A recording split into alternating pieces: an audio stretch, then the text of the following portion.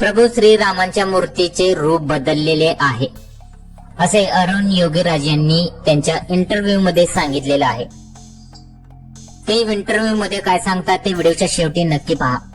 प्राण प्रतिष्ठा नुकतीच पार पडली। यावेळी प्रभू श्रीरामांची मूर्ती स्थापना करण्यात आली होती, परंतु अरुण योगीराज यांनी सांगितलेलं आहे की मी प्राण प्रतिष्ठे वेळेत तिथेच होतो, परंतु मी घडवलेली मूर्ती मला ओळखता आली नाही। खरोखरच प्रभू श्रीराम यांनी अवतार बदललेला आहे असं वाटत आहे, असं त्यांनी एका इंटरव्ह्यू मध्ये सांगितलेलं आहे। या घटनेचा व्हिडिओ सध्या सोशल मीडियावरती प्रचंड प्रमाणात व्हायरल झालेला आहे।